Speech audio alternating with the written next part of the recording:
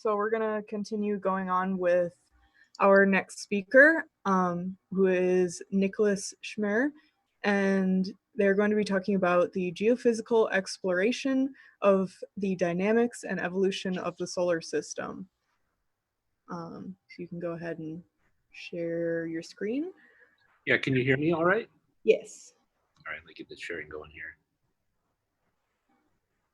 All right, can you see that? Yes. All right, great. So thank you for joining everybody today, virtually all across the world.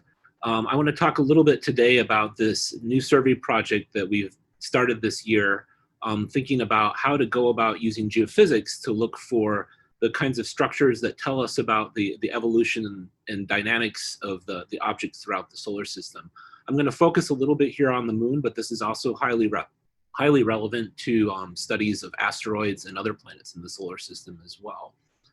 And so our project is really focused on how to take that human and robotic component and look at the subsurface with the tools of geophysics. So we're thinking about how to go about doing exploration and science in these different regions, with the emphasis in our particular study of looking for natural resources that will enable future in situ resource utilization.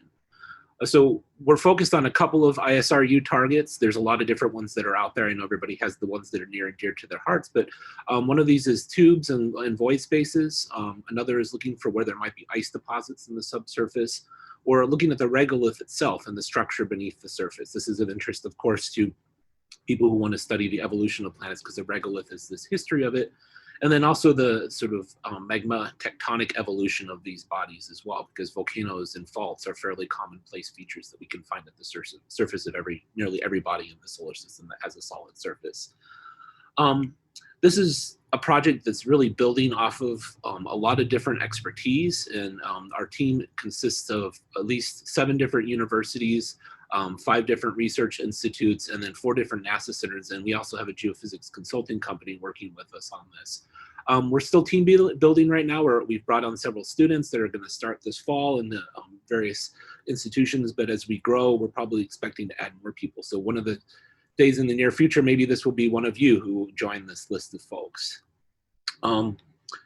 Our project is really building off of the heritage that was given to us by Apollo over 50 years ago now, where the Apollo missions brought a whole bunch of different, almost the kitchen sink version of geophysics to the surface of the moon, where investigations range from looking at potential fields like gravity and magnetometry to more active source experiments and passive listening to the moon's ground motion. So we could listen to moonquakes and discover that the moon was seismically active.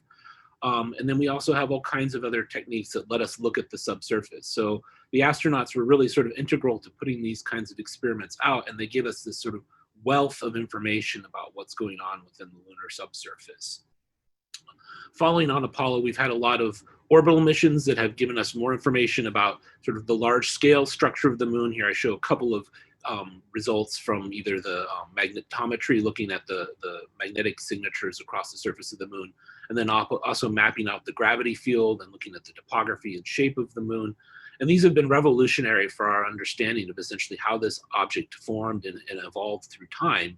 And so as we start to collect more geophysics, the question is, what can we do to sort of answer some of the more detailed questions that are out there that remain about the history and the evolution of that moon and the dynamics that have driven a lot of the signatures that we see here. And so the next generation of geophysics at the moon is nigh. I think with the Artemis program, we're looking forward to having new kinds of instruments and revisiting some of the types of tools that the Apollo astronauts took to the surface, and then applying those techniques in new areas, including like the permanently shadowed craters of the South Polar area, looking for volatiles. The commercial lander payload service will give us an opportunity to put new kinds of geophysical observatories on the surface of the moon in places where we weren't able to investigate during Apollo. And we also have all kinds of robotic missions that are going to be doing subsurface sounding that are going to be of relevance for trying to better understand the evolution of the moon.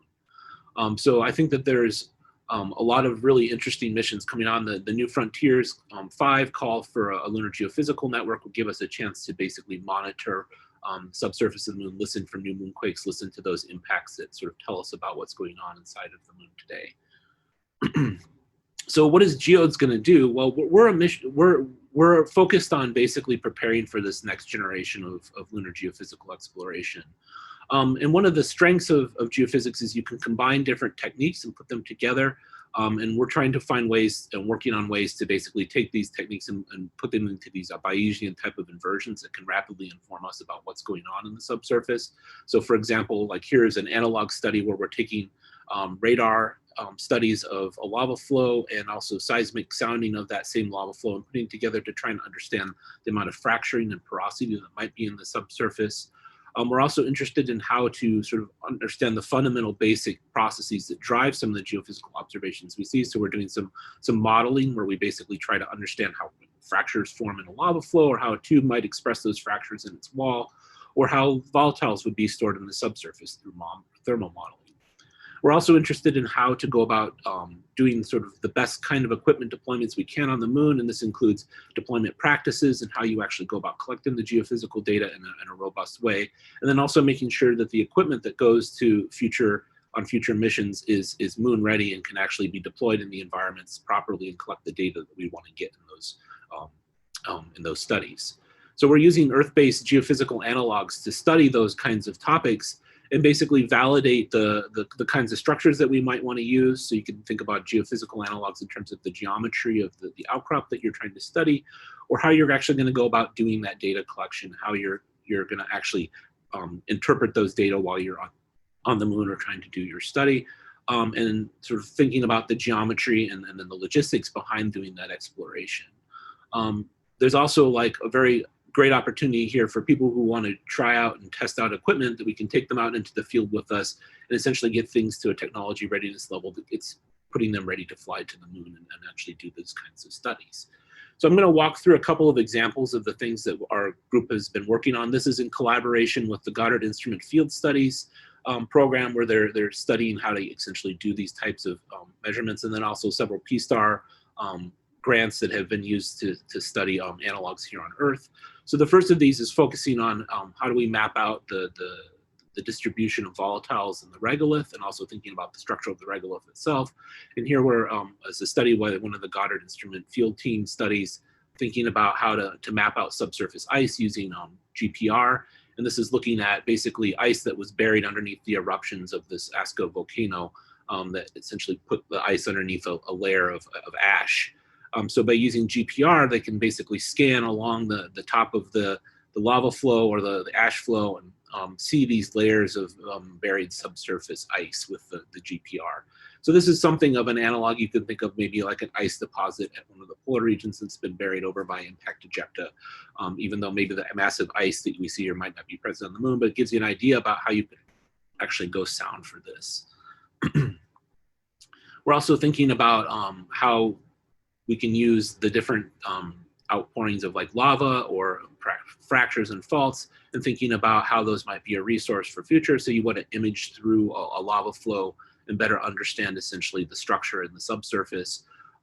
Thinking about where there might be faults at depth. This could be a potential hazard. There's a talk later today that I'll highlight by Lisa Schliegler. It's going to be talking about how to evaluate the hazards from seismic events on the moon. People might want to check that out. But this is the kind of thing. 8 minutes. Thank you. So what we're doing is basically taking profiles similar to what was collected during Apollo, where we take a seismic line, stretch it out across some geological structures that are of lava flows. Here, this is in the San Francisco volcanic field in northern Arizona, and then trying to recover basically that structure through fast inversions, and basically use this as then maybe a tool that we could use for sampling or figuring out where you might want to go install a habitat or a base, knowing where those hazards might be.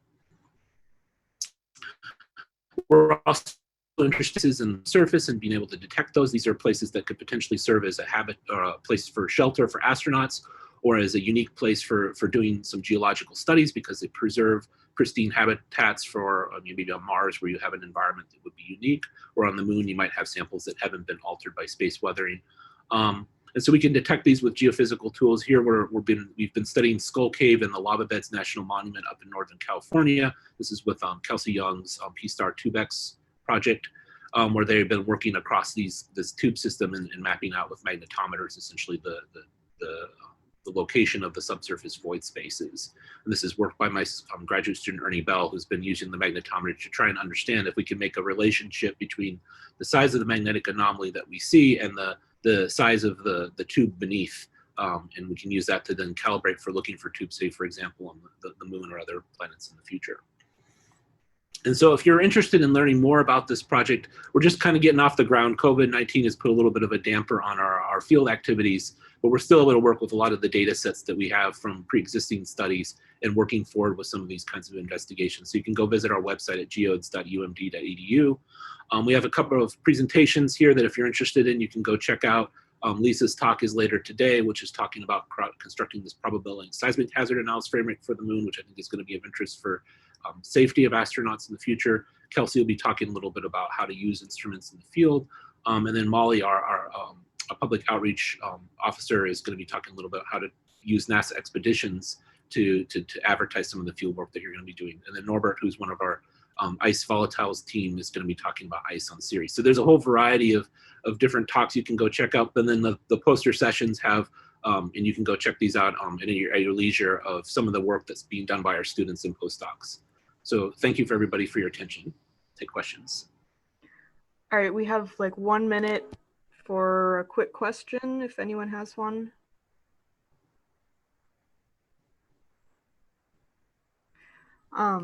I do have a quick question, actually. So what is probably like the biggest step that you have to overcome when testing in the field, your equipment? I think one of the biggest challenges, of course, is getting to the field. But in terms of testing the equipment, it's really making sure that it's something that would be applicable for a planetary type of study. I mean, we could do geophysics with a lot of freedom here on Earth because we have an atmosphere and we can get around pretty easily. But I think for astronauts, we have to really be thinking about like what kind of tools would be appropriate and how can we make that equipment and technology more readily accessible and easy to use. Sort of the ease of use is probably one of the big questions, I think, for how to make this flight ready stuff for astronauts to work with. Great. Well, thank you very much.